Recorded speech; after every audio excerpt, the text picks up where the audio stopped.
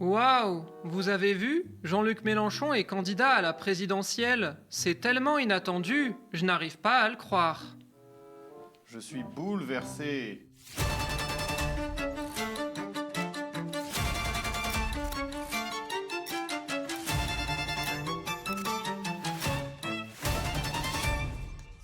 Bonjour et bienvenue dans C'était pas mieux avant, votre émission dans laquelle on revient sur des personnalités et des événements marquants de l'histoire politique de la France et du monde. Au bout d'un suspense absolument considérable qui a laissé l'intégralité de la République sans voix, Jean-Luc Mélenchon sera bel et bien le candidat de la France insoumise à l'élection présidentielle de 2027. Il y va avec le programme L'Avenir en commun, à mi-chemin entre social-démocratie et socialisme démocratique, et une force militante qui n'a plus rien à voir avec celle de 2022. Une stratégie claire, un candidat clair, un cap clair, mais ce n'est pas de ça que j'ai envie de vous parler aujourd'hui. J'ai envie de vous parler du fait que pendant ce temps-là, à gauche, et plus précisément le 5 mai au soir, un autre morceau de la gauche s'est réuni pour le premier meeting du Front Populaire 2027.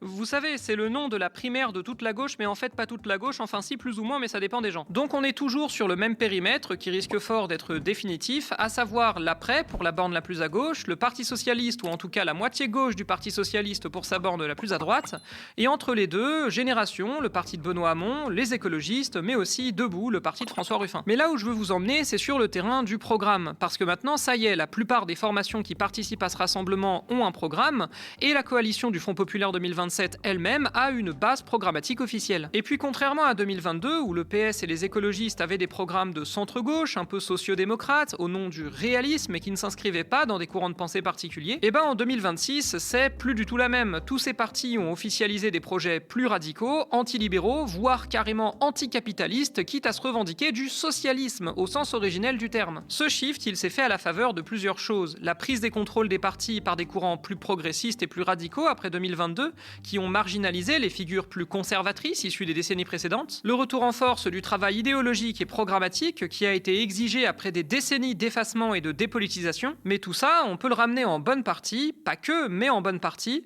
à la stratégie et à l'influence de la personne que toutes ces personnes ont en commun de détester, Jean-Luc Mélenchon. Donc dans cet épisode de C'était pas mieux avant, je vous propose de revenir sur le vieux. Alors pas pour en faire une biographie de son parcours politique, parce que tout le monde l'a déjà fait honnêtement, mais plutôt pour retracer son parcours idéologique, la façon dont son évolution idéologique s'est confrontée aux idéologies dominantes de son temps, et la façon dont il a fini par avoir une influence assez considérable sur l'ensemble du champ politique.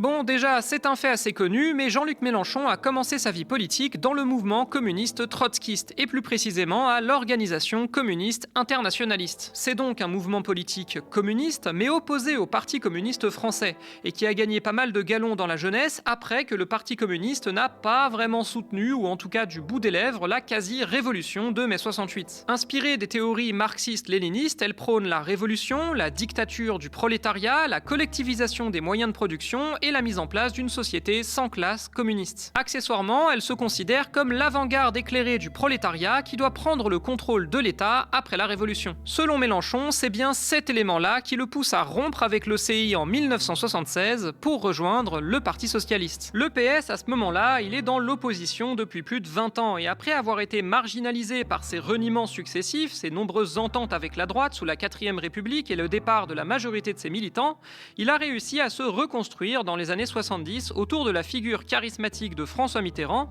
et d'une ligne beaucoup plus radicale inspirée du socialisme démocratique. Le Parti socialiste que Mélenchon rejoint en 1976, c'est un parti qui est allié au Parti communiste et qui prône l'abolition du capitalisme pour passer à une société socialiste. Il s'inspire également des théories de Karl Marx, mais de manière moins prononcée et ne se réfère évidemment ni à Lénine, ni bien sûr à Trotsky. Le socialisme démocratique dont le PS se réclame à ce moment-là, il veut l'abolition progressive du capitalisme par des réformes successives qui visent à sortir petit à petit de l'économie de marché. Accessoirement, le Parti socialiste est alors productiviste et étatiste. C'est l'État qui doit contrôler la production de biens pour la sortir de l'économie de marché, et cette production doit être augmentée pour augmenter aussi la prospérité des travailleurs. En revanche, le socialisme démocratique ne s'oppose pas à la République ou au régime parlementaire. Au contraire, même, il considère que c'est par la République et par le régime parlementaire qu'on va sortir du capitalisme. C'est donc à cette idéologie que Mélenchon adhère en 1976 1976 et il découvre rapidement que ce n'est pas la seule idéologie qui est présente au PS. En effet, le PS s'est reconstruit sous la forme d'un méga-parti. C'est la fusion de plein de chapelles de la gauche qui ne sont pas toujours d'accord entre elles, mais s'accordent au moins sur la nécessité d'être gros pour prendre le pouvoir.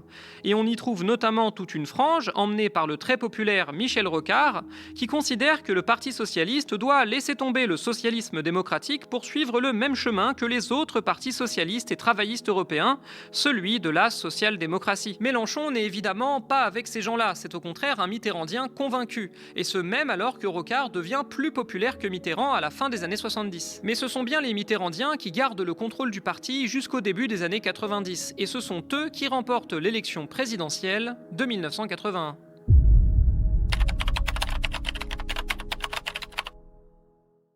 Quand François Mitterrand remporte l'élection présidentielle de 1981, c'est avec l'objectif officiel affiché de mettre en place progressivement une société de caractère socialiste. Et pour la première fois de son histoire, le PS a toutes les cartes en main pour le faire. Il a la majorité absolue à l'Assemblée nationale et il va donc pouvoir contrôler les destinées du pays pendant au moins 5 ans. À ce moment-là, Jean-Luc Mélenchon, jeune militant mitterrandien, s'attend à une marche irrésistible vers le socialisme. Or, ce n'est pas ce qui se produit. Déjà, le grand mouvement populaire de masse auquel les militants s'attendaient n'a pas lieu. Pas de grève générale comme en 1936, pas de manifestation. Le PS est certes aux manettes, mais la pression populaire est faible. Et ensuite, le PS arrive au pouvoir à peu près au même moment que les premiers dirigeants néolibéraux, comme Ronald Reagan et Margaret Thatcher. Inspirés du succès économique relatif de la dictature de Pinochet, déjà couvert dans le C'était pas mieux avant sur l'histoire politique récente du Chili, ils mettent en place une nouvelle politique économique. Démantèlement partiel du service public, dérégulation de l'économie et encouragement du secteur privé au détriment de l'État. Les mitterrandiens se retrouvent rapidement isolés en Europe, le franc est attaqué sur les marchés financiers et l'économie française vacille. Après 2 ans d'application du programme socialiste, Mitterrand se retrouve face à 2 possibilités. Soit mettre les réformes en pause, mener une politique d'austérité le temps de stabiliser la situation avant de repartir, soit sortir du système monétaire européen et continuer les réformes coûte que coûte.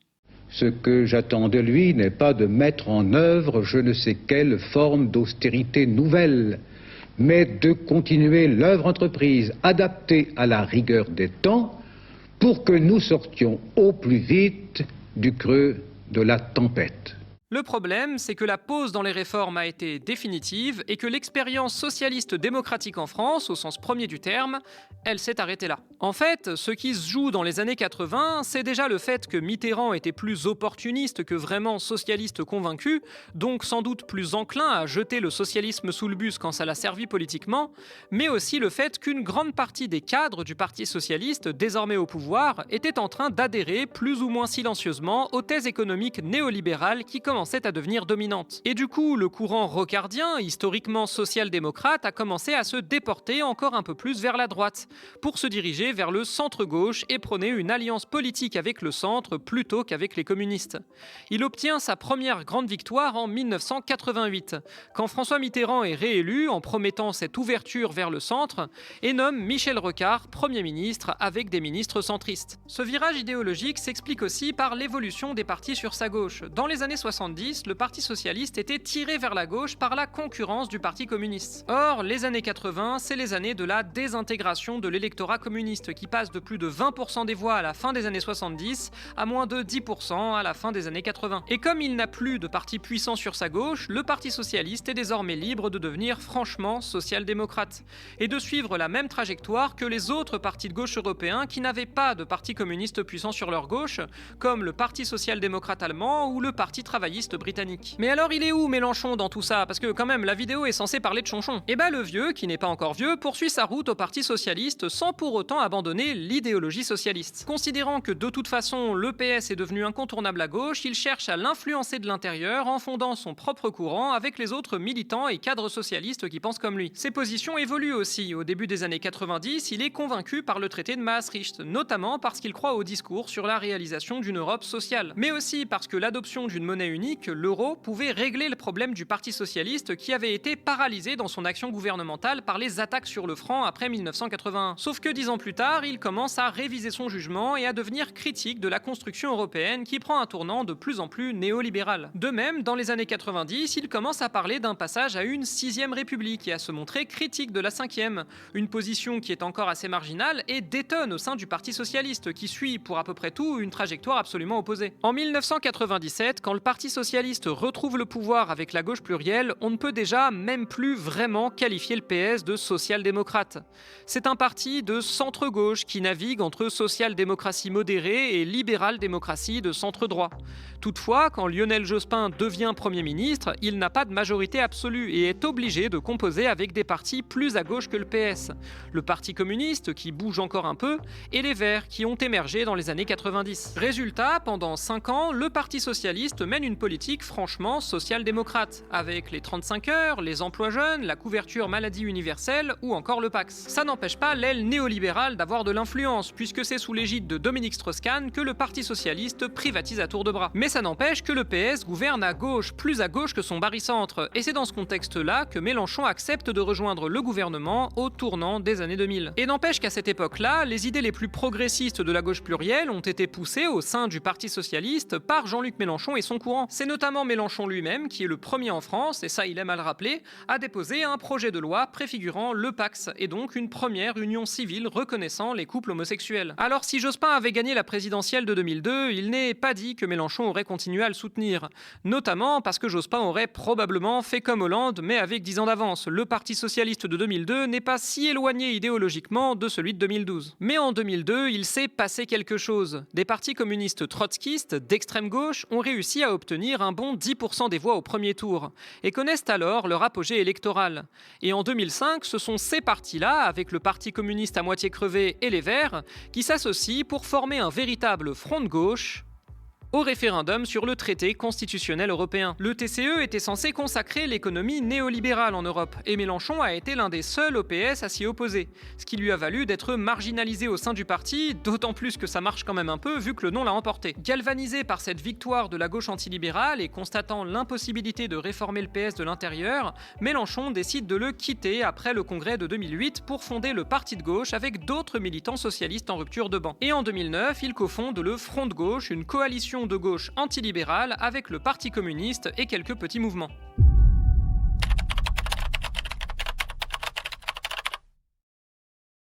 Cette coalition met au point un programme qui n'est pas tellement anticapitaliste, mais en tout cas clairement antilibéral, dans une relative continuité de ce qu'étaient les programmes du Parti socialiste dans les années 70. Cette coalition réussit à prendre la tête de la gauche antilibérale, marginalisant complètement les partis trotskistes, Lutte ouvrière et NPA qui occupaient jusqu'à présent cet espace. À la présidentielle de 2012, elle obtient 11% des voix, et c'est la première fois qu'un parti de gauche hors PS réussit à passer la barre des 10% depuis 1981. Mais ça reste insuffisant pour gouverner. Alors à l'approche de l'élection présidentielle de 2017 et à la suite d'importants désaccords stratégiques avec le Parti communiste, Mélenchon et le Parti de gauche décident de proposer une autre approche. Mélenchon fonde un nouveau mouvement, la France insoumise, autour d'un programme assez proche de celui de 2012, mais avec une orientation stratégique populiste de gauche inspirée des théories de Chantal Mouffe et Ernesto Laclao. Son idée, pour contourner le désaveu total de l'électorat pour la gauche suite à l'échec du quinquennat Hollande, c'est de cesser de se revendiquer de la gauche et de mener une campagne électorale confusionniste tout en continuant à présenter un programme de gauche radicale. C'est ce que fait Mélenchon avec une campagne de 2017 où les symboles de gauche sont très discrets, où il se revendique du souverainisme et laisse même entendre la possibilité d'une sortie de l'Union européenne, qui était à la mode après le succès du Brexit et les gros problèmes de la Grèce. Cette stratégie ne permet pas à Mélenchon de l'emporter, mais elle lui permet de passer premier à gauche, en obtenant 19,5% des voix au premier tour, très loin devant le Parti socialiste. Désormais incontournable, Mélenchon a les yeux rivés sur la présidentielle de 2022 et espère user de son influence pour rendre son discours dominant. Mais malheureusement, tout ne va pas se passer comme prévu.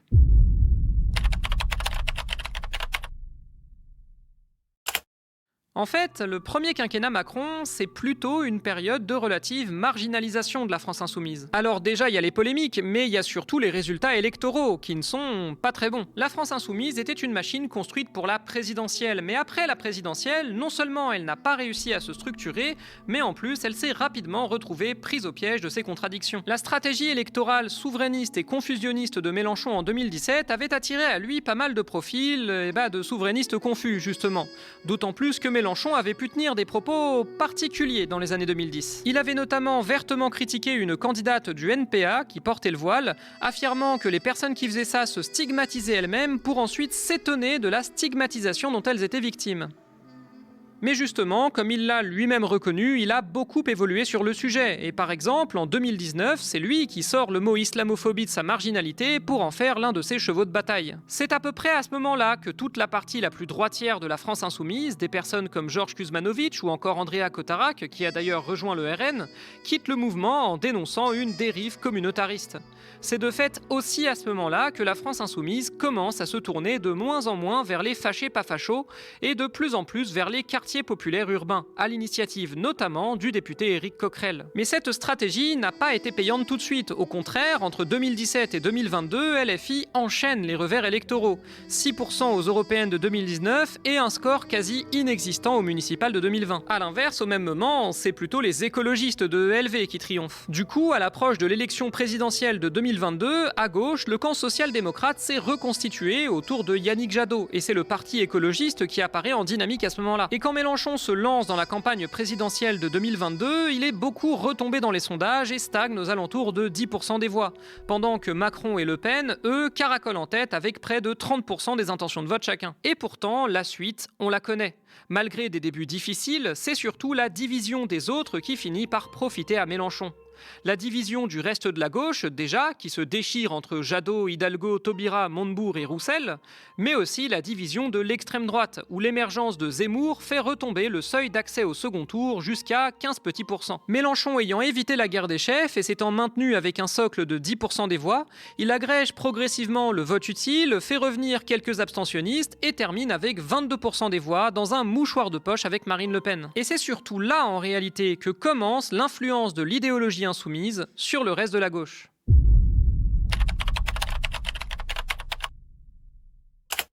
Après la présidentielle, la France insoumise est hégémonique à gauche et réussit à rassembler à peu près tout le monde derrière elle pour les législatives de 2022. Même le Parti socialiste finit par y participer, emmené plus ou moins de force par son premier secrétaire Olivier Faure. Tous ces partis de gauche électoralistes se retrouvent rassemblés derrière un programme commun, calqué sur l'avenir en commun, le programme de la France insoumise. Un programme social-démocrate, voire démocrate-socialiste, qui prône la retraite à 60 ans, la 6ème République ou encore la transition écologique, entre beaucoup d'autres choses. Ce programme témoigne aussi de l'évolution idéologique de Jean-Luc Mélenchon, qui en est l'un des principaux artisans. Productiviste dans les années 80, il est devenu écologiste dans les années 2010. Européen au début des années 90, il ne menace plus de sortir de l'UE comme en 2017, mais prône quand même la désobéissance et la renégociation des traités européens néolibéraux. Laïcard jusque dans les années 2010, il est devenu l'un des représentants les mieux identifiés de la lutte contre l'islamophobie à partir de 2019. La seule chose qui est restée, à la limite, c'est le campisme. Sur le plan international, Mélenchon dénonce l'impérialisme états-unien et il a été parmi les premiers à accuser Israël de génocide à Gaza. Mais il est beaucoup moins critique des impérialismes rivaux des États-Unis et n'a jamais eu un mot pour le génocide des Ouïghours par la Chine, par exemple. Quant à la NUPES, elle n'a pas tenu longtemps et après les législatives, les partis sont très rapidement retournés dans leur couloir pour les européennes, malgré la tentative de LFI et aussi du PS à l'époque, de se maintenir en union. Mais s'ils se sont divisés sur le plan des stratégies électorales, sur le plan programmatique, en revanche, ça n'a pas du tout été la même. On commençait déjà à le voir aux européennes, les écologistes venaient de dégager la ligne Jadot et avait mis à leur tête Marine Tondelier. Certes, pas la plus à gauche du parti, mais tout de même beaucoup moins à droite, sachant que Jadot lui-même était déjà plus à gauche par rapport à la ligne libérale des écolos des années 2010, dont beaucoup sont partis gouverner avec Macron et ne sont fort heureusement jamais revenus. Et pendant les européennes, même Raphaël Glucksmann, pourtant venu de la droite sarkozyste et longtemps conseiller d'un autocrate néolibéral en Géorgie, avait porté une ligne plus à gauche pour dévorer l'électorat des écolos avec succès. Et puis pour les législatives de 2024, tous ces partis se sont à nouveau réunis sous la bannière du Nouveau Front Populaire, incluant cette fois jusqu'à la branche la moins à gauche du PS, mais aussi la frange la moins à gauche du NPA, avec un programme toujours entre social-démocratie et socialisme démocratique et toujours relativement calqué sur l'avenir en commun. Et puis tout le monde s'est redivisé et on se dirige déjà pour la présidentielle vers 3 à 4 candidatures différentes. Mais là où pour 2022 les écolos et les socialistes étaient partis sur des programmes de centre-gauche, cette fois-ci ils sont tous les deux allés marcher sur les plates-bandes de LFI. Le PS comme les écolos se sont éloignés de la social-démocratie pour se revendiquer davantage du socialisme démocratique, avec des nationalisations, de la taxation des riches, et ils parlent même tous de 6ème République, dont ils se foutaient il y a 5 ans. Et même Place Publique, le parti de Glucksmann, est allé chercher un programme plutôt social-démocrate qui prône la taxation des plus hauts revenus ou encore un changement de constitution. Accessoirement, tous sont tenus à inscrire leur programme dans des courants de pensée. Le PS parle de liberté, de socialisme, de démarchandisation, les écolos parlent de prospérité écologique. Et en fait, que Mélenchon remporte ou pas sa 4e campagne présidentielle, il aura au moins réussi ça. Désormais, l'écrasante majorité des partis de gauche électoralistes se sont rangés à un positionnement démocrate-socialiste, au point que même au PS, ils commencent à reparler d'anticapitalisme, ce qu'on n'avait plus entendu dans leur bouche depuis des décennies. Beaucoup de personnes dénoncent d'ailleurs l'opportunisme de leur part de se redécouvrir socialistes comme s'ils avaient oublié le nom de leur propre parti. Mais on pourrait aussi se réjouir du fait que maintenant, les opportunistes sont obligés d'adopter un programme de gauche plus radical pour continuer à exister. Ça veut justement dire que maintenant, le barycentre de la gauche, il est ici. La fenêtre d'Overton s'est élargie. Et ce réalignement idéologique, c'est probablement la plus grande victoire politique de Jean-Luc Mélenchon.